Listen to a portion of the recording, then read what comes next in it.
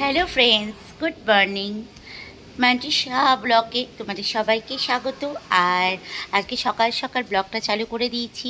সামনে পুজো আসছে, সবারই ঘর ঝাড়াঝুড়ি হলো কি না আমাকে কমেন্টস বক্সে জানাবে, কারণ আর বেশি দেরি নেই। পুজো হাতে কটা দিন, ঘর দৌড় সব পরিষ্কার করতে হবে। ঝাড়াঝুড়ি চলছে আমাদের বাড়িতে, তা আমাদের বাড়িতে আজ থেকে ঝাড়াঝুড়ি আমরা আরম্ভ করে দিয়েছি। তোমার দাদাভাই করছে আজকে, যে কুচিনা পরিষ্কার করছে, চলো তোমাদেরকে দেখাই। আর কালকে আমি ঠাকুরঘর পরিষ্কার করব। ঠাকুরঘর থেকে প্রথমে রান্নাঘরটা পরিষ্কার হয়ে যাবে, তারপর ঠাকুরঘর, তারপরে অন্যান্য ঘরগুলো সব ঝাড়াঝুড়ি করব। তো চলো তোমার দাদাভাই কী করছে তোমাদেরকে দেখাই। এই যে দেখো তোমার দাদাভাইয়ের কাণ্ড কারখানা। এই যে কি করছো? কুচিনাটার অবস্থা দেখো, সত্যি সার্ভিসিং যারা করে তারা কিন্তু এত সুন্দর করে সার্ভিসিং করবে না। আর কত তেল দেখো, এত তেল। তোমার দাদাভাই এটাকে ভালো করে পরিষ্কার করবে। পাখাটাকে কিন্তু খুব সাবধান, আগেরবার কিন্তু নষ্ট করেছো, এবার যেন নষ্ট না হয়। আর কত তেল দেখো, এইদিকে দেখো তেল জমে সব খুলেছে তোমার দাদাভাই এখানে। এই যে দেখো দেখো কি অবস্থা পুরো একদম, মানে প্রায় 6-7 মাসের বেশি হয়ে গেল কুচিনাটা সার্ভিসিং করে গেছে। কিন্তু যারা সার্ভিসিং করে তারা কিন্তু এত সুন্দর করে সার্ভিসিং করে না। তার জন্য তোমার দাদাভাই বললো লোককে দিয়ে করাবো না, আমি নিজের হাতেই করব। তাই তোমার দাদাভাই এখন লেগে পড়েছে কুচিনা সার্ভিসিং করতে। আর চলো আমরা এখন ও করুক, আমরা পুরো ফাইনাল যখন পরিষ্কার হয়ে যাবে তোমাদেরকে দেখিয়ে দেবো যে কতটা পরিষ্কার করেছে। আর নিচে এই যে দেখো আমাদের ছোট রানী এখন বোতল পরিষ্কার করছে। কি করছো? বোতলগুলো অনেকদিন হয়নি পরিষ্কার করা, বোতলগুলো সব পরিষ্কার করছে। এখন শুধু পরিষ্কারের পালা, সামনে পুজো আসছে, সেহেতু সব পরিষ্কার করতে হবে। আর এখানে কুচিনাটা লাগানো ছিল আমাদের, এই যে কুচিনাটা তোমার দাদাভাই খুলেছে। আজকে সব পরিষ্কার করে কালকে একবারে ভালো করে লাগিয়ে দেবে। বাজার চলে এসছে দেখো। আর আজকে আমি গেছিলাম বাজার, তাই বাজার করেছি একটু অন্যরকম। আজকে দেখো, এই দেখো ফুলকপি পেয়েছি। ফুলকপিগুলো ছোট ছোট কিন্তু বেশ ভালো, একদম ছোট ছোট। তাই জন্য 6টা ফুলকপি নিয়েছি। আর করলা নিয়েছি, এদিকে পেঁপে, ডাঁটা, এগুলো বাজার করে নিয়ে এলাম। আর এইদিকে দেখো ইলিশ মাছ নিয়ে এসেছি।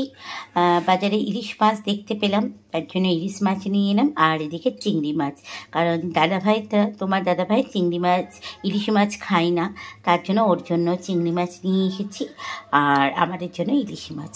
তা এখন গোছগাছ করে সমস্ত কিছু, তারপরে রান্না। তো চলো এখন তাড়াতাড়ি করে গোছগাছ করে নিই। Hello friends, good morning.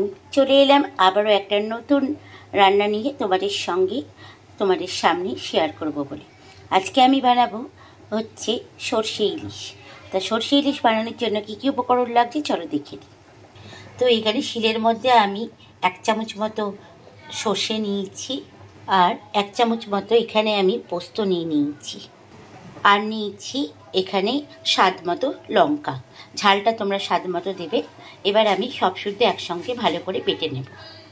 তো এখানে দেখো আমার সর্ষে, পোস্ত আর কাঁচা লঙ্কা বাটা হয়ে গেছে। আর শিলে বাটার টেস্টটা কিন্তু খুবই সুন্দর, তার জন্য মিক্সিতে আজকে আর বাটিনি, আগে শিলে বেটেছি। এবার বাটনাটা তুলে নেব। আর কড়াইয়ে আমি এখানে তেল চাপিয়ে নিয়েছি। এবার মাছগুলো ভেজে নেব একটা একটা করে। তো ইলিশ মাছগুলো ভাজা হয়ে গেছে, দেখতেই পাচ্ছ। এবার আমি কড়াইয়ের মধ্যে তেল দেব, আর এখানে সর্ষের তেল ইউজ করব। তো এখানে আমি কড়াইয়ে সর্ষের তেল দিয়ে দিয়েছি। এবার আমি একটু সামান্য কালো জিরে দেব।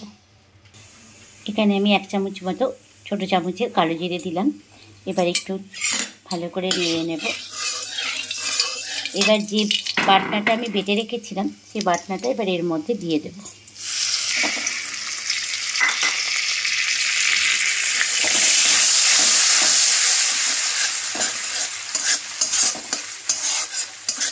এবার আমি স্বাদ মতো লবণ আর হলুদ দেব।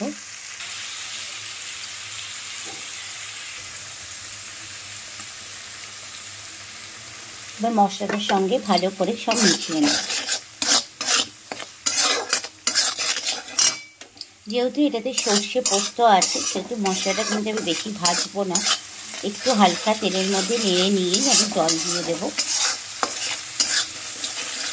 দেখো একটু তেলের মধ্যে নাড়া হয়ে গেছে, এবার আমি এর মধ্যে জল দিয়ে দেবো। যেহেতু ইলিশ মাছটার ঝোল হবে সেটা একটু জলটা বেশি করেই দিলাম। এবার একটু ফুটে গেলেই মাছগুলো আমি এর মধ্যে দিয়ে দেবো। তো দেখো এখানে আমার ঝোলটা ফুটছে, এবার ভেজে রাখা মাছগুলো আমি একটা একটা করে এর মধ্যে দিয়ে দেবো।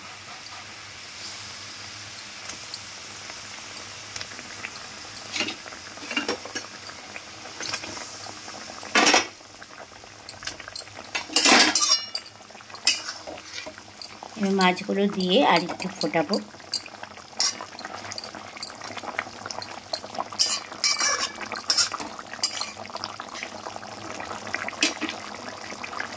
তো আমার রান্নাটা প্রায় হয়ে গেছে, এবার আমি এর ওপর থেকে কাঁচা সর্ষের তেল দিয়ে দিলাম। যখনই তোমরা ইলিশ মাছ করবে কাঁচা সর্ষের তেলটা কিন্তু অতি অবশ্যই দেবে। তা দেখো আমার রান্নাটা কমপ্লিট হয়ে গেছে, এবার আমি একটা পাত্রের মধ্যে এটাকে ঢেলে নেব। তো রেডি হয়ে গেছে আমার সর্ষে ইলিশ। তাহলে এই রান্নাটা তোমাদের কেমন লাগলো অতি অবশ্যই কিন্তু কমেন্টস করে জানাবে, আর ভালো লাগলে লাইক করো আর আমার চ্যানেলটা সাবস্ক্রাইব করে দিও। তাহলে আজকের মতো ভিডিওটা এখানেই রাখছি, দেখা হচ্ছে আবার একটা নেক্সট ভিডিওতে তোমাদের সঙ্গে। সবাই ভালো থাকবে, সুস্থ থাকবে।